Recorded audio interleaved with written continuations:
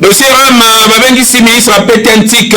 na l'Assemblée nationale pour qu'il répondre à la question orale avec débat et c'est que population il y a Kinshasa ils ont qui éclaircissement il y a RPTC week-end sur perturbation il y a raison moko songolo pe situation ils ont qui à la normale kasi batu oyo ba prévoir que ça la marche mokolo lelo ba leki ata 30 personnes te police et pandi bango po babande ko finga nzela ezali malabu te pona éducation ya bana tokanisa que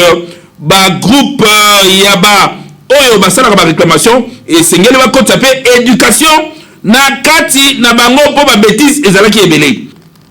na côté na bango na édition lelo boko zwa bongo monsieur Joseph Kazadi assistant ya presse ya ministre ya PTNTP ambassadeur ya RAM oyo a pesi ba explication sur registre ya ba appareil mobile et sengeli ba pe que lelo journée mondiale ya presse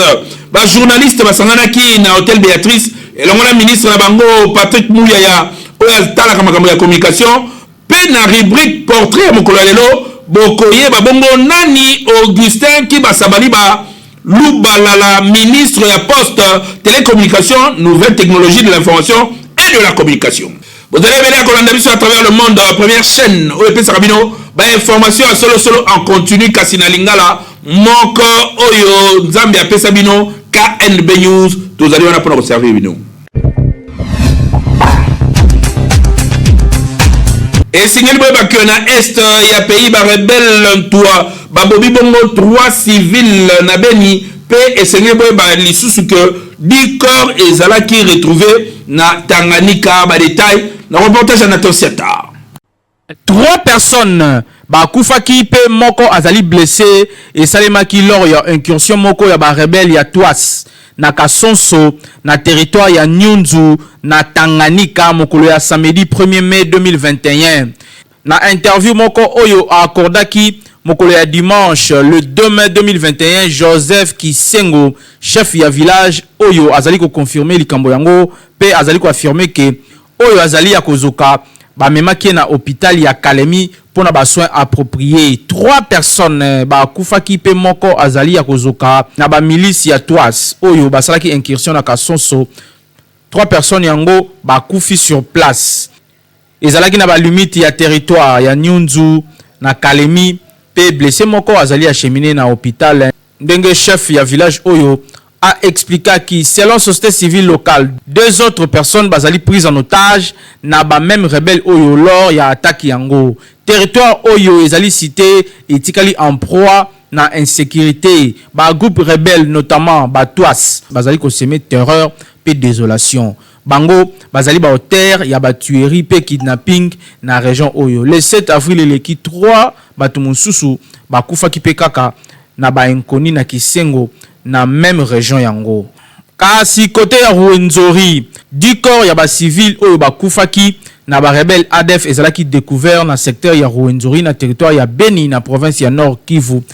na butu ya dimanche le 2 mai pona kotane la tongo ya lelo lundi le 3 mai 2021 ba corps mususu ezali déjà na état de décomposition c'est-à-dire et bandi déjà ko beba ndenge Willy Malikidogo chef ya localité ya Kilia azali ko préciser que actuellement ennemi azali ko opérer calmement na région oyo ezali na nous contrôler te na ba élément ya ba forces armées ya République démocratique du Congo actuellement ba ADF bazali ko opérer na zone oyo ici ka pi ba élément ya FARDC nanu ba comité samedi eleki ba bomaki 2 civils na Masenge pe ba levaki 5 mususu oyo ba uti kozala retrouver mokolo ya lelo lendi kasi bazali déjà bibembe kasi mosika na yango na Virunga pembeni ya Kinyambaore pe apiutu 3 batu lisusu ba civil kaka bakufaki ndenge alobaki ndeko oyo 4 corps ezalaki déposé na morgue ya hôpital général ya référence ya Beni pe nzoto moko ezali nanu na mabele na lié ya drame yango ndenge abakisaki. Pour un rappel,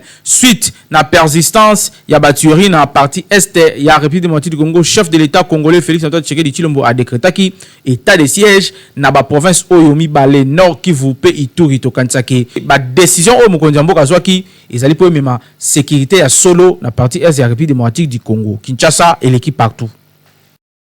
Situation et liberté de la presse à la République démocratique du Congo, bah, journalistes professionnels des médias, bah, répondre sur état et la liberté de la presse. Awa, Namboka RDC, bah, détail Bolanda Bongo, Bazana Micro, Hervé Zaka, Nanaomi Pila. Merci pour la motuna. Nakoye koloba que liberté de la presse, c'est éléments qu'il y a droit fondamental, il y a exercice, il y a métier, journalisme, et ça la marque à mokili mobimba.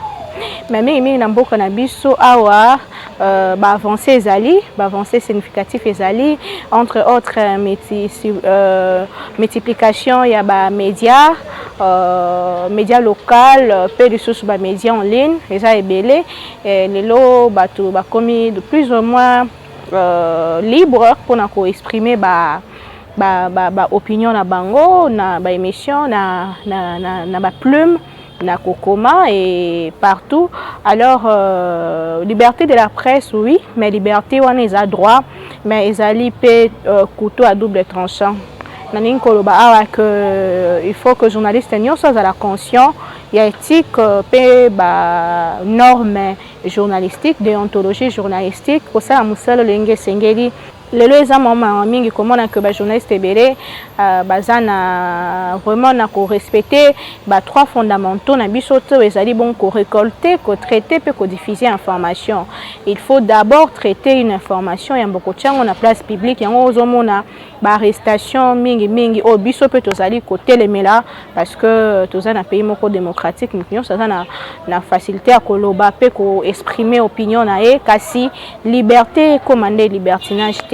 yangonde na cadre ya journée de la presse, journée internationale de la presse où ils allaient na thème ya information un bien public, information comme la motonyon so kasi biso ba o tozali ba professionnel to tangela kela sipe tozo sala mosala et sengeli to ye bandenge ya ko traiter o ezali bongo matière grise na biso ezali information. Donc so ko information na yo si ma ko zongo na source luka ko traiter luka ko vérifier yambo ya ko tsango na place publique. Alors na occasion journal le na souhaité bonne fête de la liberté de la presse na ba chevalier de plume nyonso partout dans le monde mingi na RDC ba oyo ba kufa ba oyo ba nyokoma ba oyo ba betama pour na musala oyo ezali bongo musala moko ezali très noble. Bonne fête na ba professionnel nion sur les médias.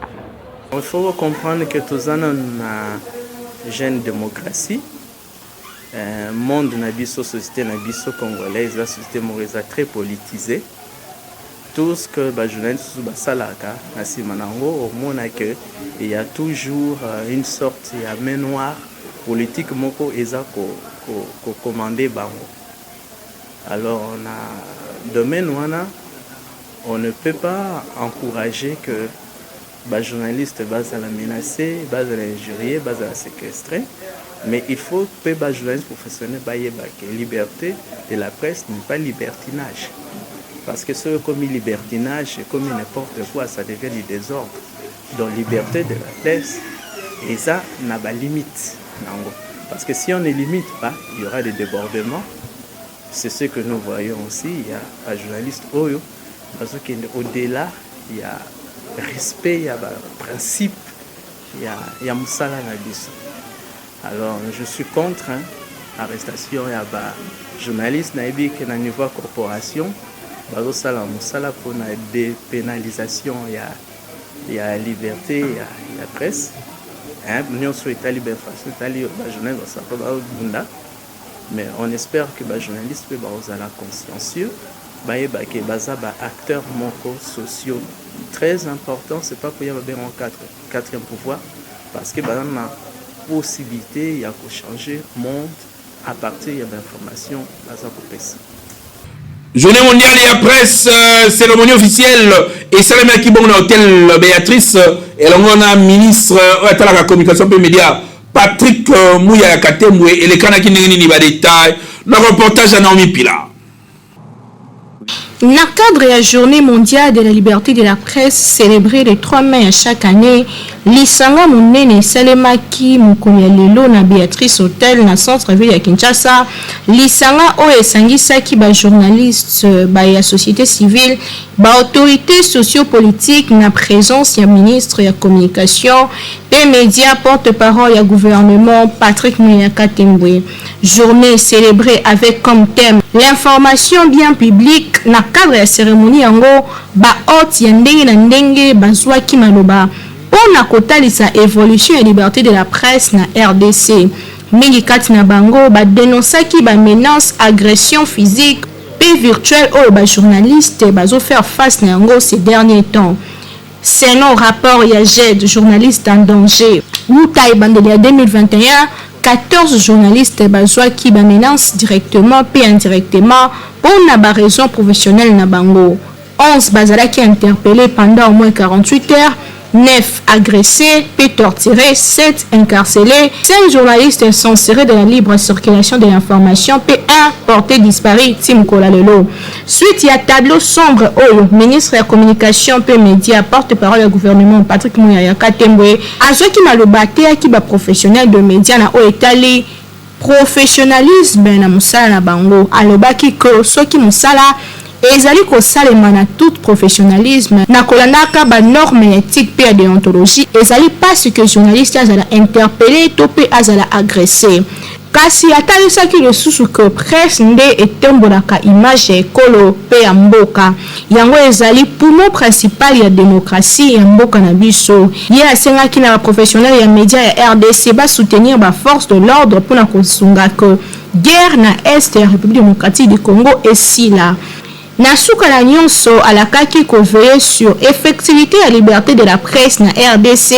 pour améliorer la situation des journalistes congolais. Lokola ancien journaliste PELI à peuple ministre et médias et communication Patrick Muyaya alobaki boy natangi je serai le ministre d'écoute. Donc alobaki que akoyo kaka tango nyonso pour que situation des journalistes congolais est améliorée. Le lengue chef de l'État à la kaka na discours na investiture yambwa kota na pouvoir. Manifestation yango et se clôtura qui ne sengo ba exposé puis ba prise de photos souvenir entre ba chevalier à plume ya République démocratique du Congo et ba invité à l'olenge nyonso o bazaki présent na occasion yango na Béatrice Hotel mokolo ya lelo na ville province de Kinshasa. Que vive la presse congolaise, que vive le 3 mai, que vive la journée mondiale de la liberté de la presse. Kinshasa et l'équipe partout. Marche contre Rem, bapesanaki rendez-vous mokolo ya lelo na rond-point Hilary kasi police nationale bapanzaki bango po bazwaki instruction ata moko te badetail bolanda na reportage à Naomi Pilar. Bonjour à tous et à toutes. Marche prévue dans le mouvement national de droits de consommateurs puis le mouvement citoyen ndenge na ndenge pour la côté les la registre des appareils mobiles na RDC RAM mokolo ya lelo lundi 3 mai ezalaki reprimé puis dispersé na la police nationale congolaise na matinée mokolo na lelo la rond-point Victoire wapi ezalaki point de départ ya marche yango. Selon les témoignages sur place, 4 journalistes bazalaki interpellés et manifestants conduits na camp le Fungula pendant plus d'une heure yambo ya kozala relâché. To rappeler que nyon se bandaki na sima ba perturbation téléphonique o esalemaki mikoleleki pour na ko retirer ba droit ya ba unité na service ya registre des appareils mobiles RAM na mokuse. Perturbation au service ya RAM pe ya RTPC pa déclina ki responsabilité na ba réseau ya télécommunication. Selon bango, téléphone mon côté mobile ezalaki bloqué na RAM ni na RTPC. Ezalaki des problèmes techniques ya opérateur économique ya téléphonie moko ya mboka na biso o bazalaki ko régler le plus vite que possible. Kasi mouvement de droits de consommateurs ba continuer qui maintenir marche na bango o ezalaki reprimer mokolo ya lelo. Kinshasa et l'équipe partout. Toujours na dossier, il y a registre, il y a bah, appareil mobile, monsieur Joseph Kazali, assistant de presse, il y a ministre, il y a PTNTIC, P, ambassadeur Yaram a pesi ba éclaircissement surtout ba avantage oyo et comme Melabiso Ram azali bongo na micro héritier Mukoji na Naomi Mpila.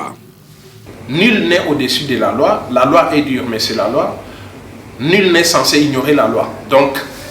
tolingi développement yamboka, il faut to contribuer à développement. En contribution wana ezali ko futa ba taxe, ezali ko futa ba impôt, ezali ko futa ba redevance yangonde et ça la ke mboka ekende liboso.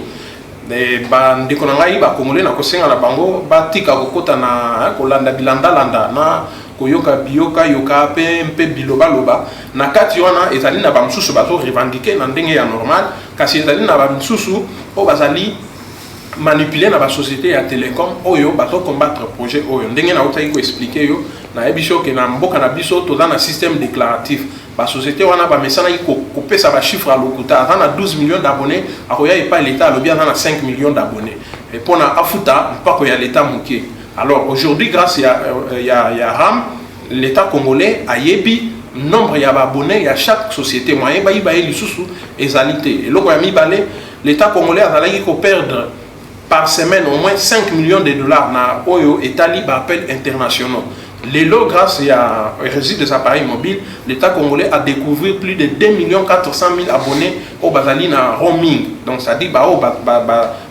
fanda kana mboka na biso Congo kasi basa il a kaba sim ya mboka misusu. Nyonso wana ezali misolo ezali ko échapper na l'État congolais ezali ko kota na ba poche ya ba individu na certains acteurs politiques. Donc projet oyo ezali escroquerie,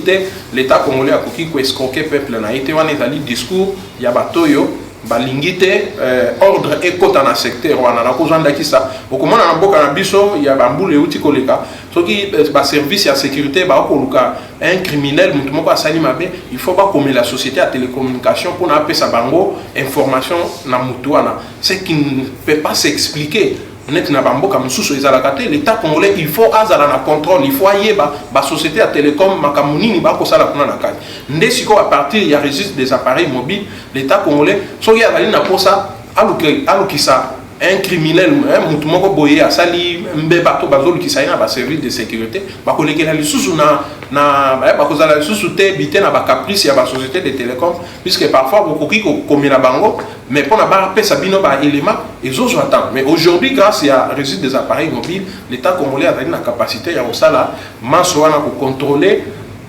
nyonso o ezali koleka na secteur ya télécommunication. Bref mbongo wana ya RAM ezali mbongo ya ministre qui basa te na oti ko yebisa bino ete RAM ezali géré na RPTC ezali service à président de la République ministre qui basa azo intervenir pour na kocha appui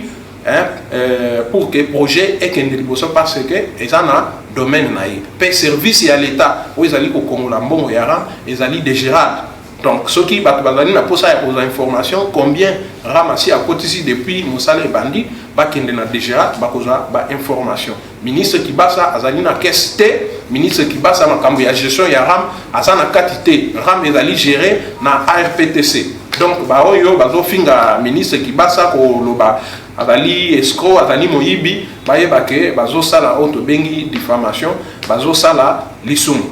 Oui, RAM ezofutama redevance RAM ezofutama na si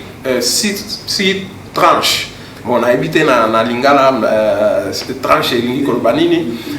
Voilà, na habité ni sambo. Voilà. Donc soki ozali na téléphone ya catégorie 3G 4G auto benga ka téléphone Android o ya internet wana yeba ke okobanda ofuta chaque année $7. $7 wana okofuta yango na mbala moko te okofuta yango na biteni sambo, c'est-à-dire aujourd'hui $7 wana au divisé par 6 au futa 117 unités chaque mois pendant 5 mois et puis mois il y a sambo 6e mois au futi 115 unités pour totaliser $7. So yo dalina na chombo ya kikalakasa chombo wana ya batouche ya allo au futa chaque année $1 payable na 6 tranches soit 17 unités les mois. Car si pour un bateau, ba téléphone il y a multi-sim, auto bengi double sim, triple sim, et sengeli na bango ba déclarer yango ba kende na site www.ram.cd ba landa inscription pour na ba komisa ba téléphone na bango o il y a double sim pour na ba éviter ko futa na ba sim nyoso mi ba ça dit ko éviter ko futa $14 au lieu il y a 7 dollars sur vous allez na double SIM to paye 21 dollars au lieu il y a 7 dollars sur vous allez na téléphone il y a 3 SIM.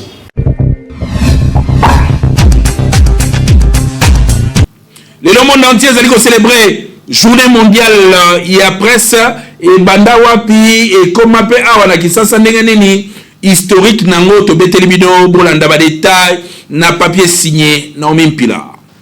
Le 3 mai à chaque année, Mokili célèbre la Journée mondiale et la liberté de la presse. Journée proclamée dans l'Assemblée générale des Nations Unies. L'objectif est de sensibiliser et sa importance et la liberté de la presse, et de rappeler le gouvernement obligation et de respecter et de faire respecter le droit à la liberté d'expression consacré dans l'article 19 et la Déclaration universelle des droits de l'homme et principe et la liberté de la presse. Oyo etiamaka en place na ba journaliste et la presse africain na 1991.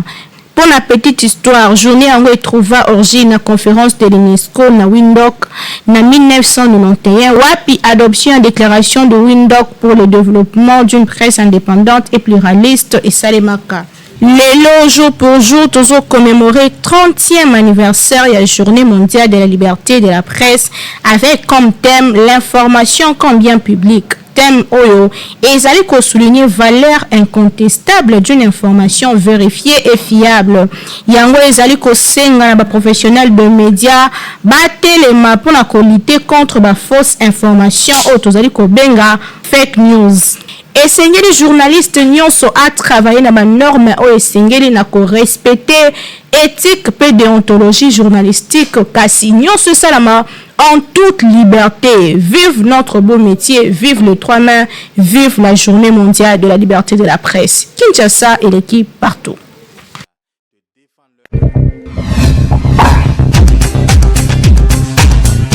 KNB News chaîne Nabino et Pesa Kabino ba réalité nyonso ya Kinshasa et puis ça ba information en continu na lingala surtout ba émission ndenge na ndenge o le kaka déjà na kati ya chaîne YouTube KNB News. Bon s'abonner ebele kindoki politique pe ba émission mususu ezali déjà kuna botala po esala bino malamu surtout bo rater bilengi ngelite. Lokola bana mapinga tant bomona ke ba papa na bino bo ke ko risquer ba vie wana makanisi mbino sala ndeni eza devant na bango basangajaki pona ko défendre ekolo pona ko défendre mboka biso étant que bana na bango to koika ko soutenir bango parce que lelo bango ne baza ko bunda po kimia evana na mboka na partie ya mboka na biso eza dérangé par ba trouble. Nous étant citoyens congolais d'abord, nous-mêmes congolais, nous regrettons cela, nous déplorons que nos frères concitoyens, nos concitoyens soient aujourd'hui victimes de boucheries humaines. Et nous pouvons que soutenir le chef de l'État dans sa démarche de consolidation et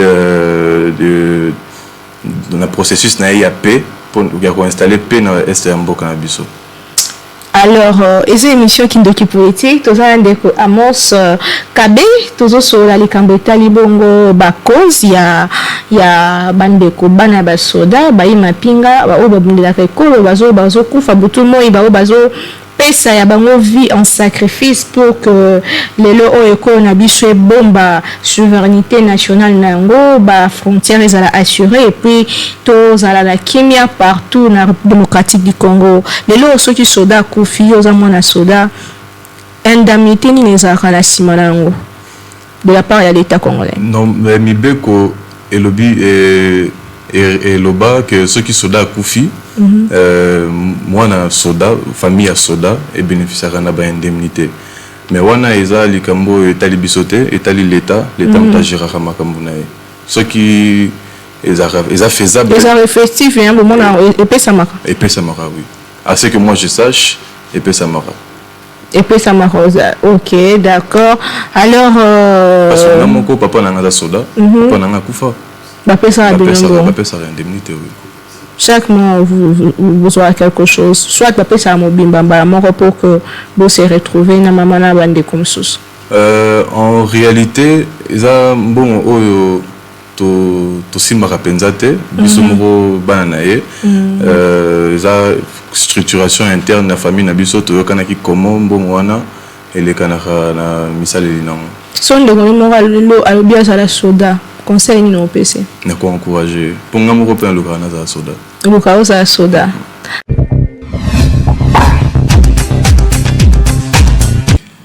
Phénomène chafouin na Kinshasa bato ebele bomonaka surtout basi na mibali oyo bamelaka bimela c'est-à-dire ba vitamine po baya minene ozomona yaza kotambola munene nzoka nde bimela conséquence nango ezali nini bolanda ba détail na reportage oyo ya Hervé Zaka na Nathan Siata. Batu mingi bakanisaka soki ozali munene nde ozali en bonne santé, soki ozali munene nde uruma kitoko nzoka ezalaka bongo te, il faut kozalaka na santé na normal. Mutu mususu komona azalaki na ye na taille normale, taille vanda kasi kaka lokola babengaka ye miyoto na mikolo oyo basi bakoma na système ya tibeleze, mobali soki mwa libumu eza te veste kofanda te. Batu mingi bakoma na système ya komelaka ba vitamine po avimba matama, avimba libumu po bilambe fandaka na nzoto. Or que vitamine bapesaka yango na mutu azali maladi pe ezali na ba conséquences ebele ndenge médecin oyo azali ko expliquer biso awa. Vitamine premièrement eza mabete na sens que so ozobela mingi ba médecin ba recommanda vitamine na bato baza na petit te ou bien azokonda trop, c'est pour un temps muso azozwa bakisi moko esengi ke faut mais la vitamine pour pese mo appétit aliaka bien pour bakisi muso elembisa. Mais bato siko to komo la vitamine ndenga mabe muso aza na appétit surtout ba fille aliaka ne bien mamnyo sake na pharmacie asomba vitamine pe vitamine moko to ozwa oyo misatu nini asangisi ozo melango mela kata nzoto no yebite loko nini ozo se développer kuna mingi excès ko melango akoma febe ko la kolemba akomi paresseuse mususu ko pesa mo ba pema na pa ba pema mingi bakomi ko ba écoulement vaginal kwa mai ezobimi na se moi so mona vandi atelemi boye mai musu excès nango soko bota pete ekoko perturber pe ba maramuno ko bota au son de l'eau à 200 francs 300 mettons au hôpital on dépenser plus que mbongo wana et on a opé sa conseil que vitamine eza mabete so eza recommandé et la recommandation mo médecin komelio on a appétit te boye mais o eza que yo moko oko so na volonté no meli en plus ba fibre o melango azatanga wisi atie moi mai ya bakisi ba comprimé ningisi na kati ya meli tout ça c'est pas bien muso kozonga tuti atie na mai ya beni na seringue à injecter na ba fesse na pour ba fesse ya minene à la longue fesse ko ya minene mais ko ma problème makolo même so tambola bien te so po beli makasi so lala et ça le bescar ba pota na masoko c'est ko memona liwa des avantages ko pe so maladi ba dyspnée ko mi pema étouffement libumo ko mo ya minene ko mi na taille moko bien te ko mi ko lala ko lemba muso zo régler pété muso pe ko bota ne ko mi pasi ba des avantages de yangwana avantage eza so ozolia te quoi o mélange stimulo appétit au lieu comme nous tu arrêtes au tiki yango mais soki o lekisi dose o lekisi excès o lekisi mayele okuta na makamo mususu conseil eza que avant melelo ko mela te po muninga amela ki o esa ki bien boyebo so on a problème o liaka no bien ozano na appétit o mélange pourquoi so ozoka ki appétit eza que ne médecin orienté vitamine nino ko mela ke yo moko ke komi sombela lemsu kana yo sengeli na eloko wana te po muninga mela yo meliango eza bien te la santé n'a pas de prix yo mutu o mesana komela ba vitamine yeba ke ba conséquences ezali boye ba peke munene et même ka ba maladie ebele ya ndenge na ndenge maladie ya pema okoma na pema mukuse na ba tension donc ezali malamu te alors garder taille na yo garder santé ozanango ikozala malamu mingi oyo omelaka vitamine tika banda lelo poto boy lobby ozanga taille ya veste tope balukela yo robe ya Turquie po ba robe ya Kinshasa ya ba marié ezokoka yo susuté Kinshasa et l'équipe partout.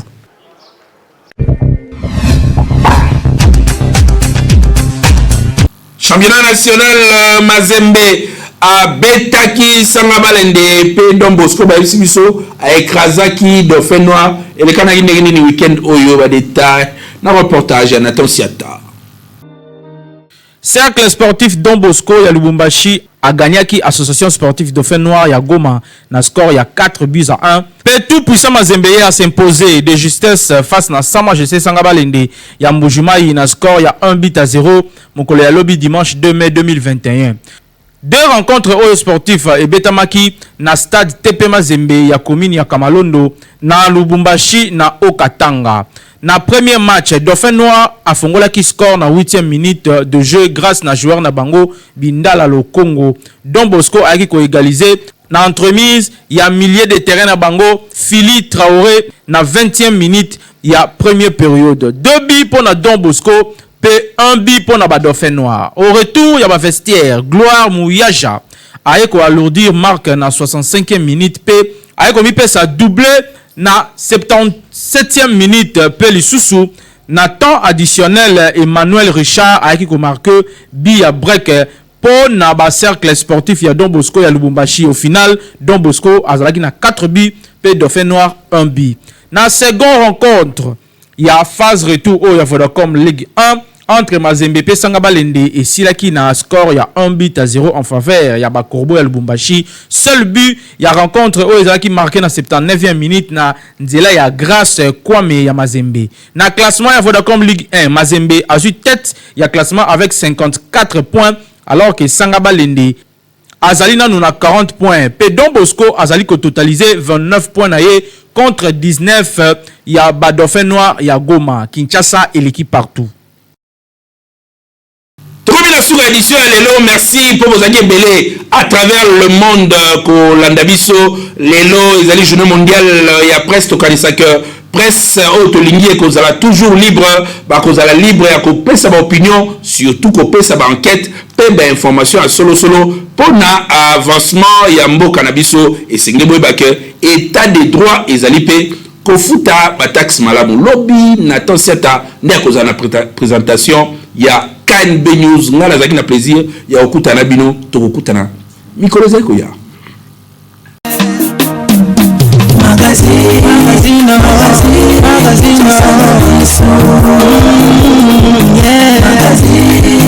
magazine Kinshasa na biso réalité ya bana réalité ya bana kino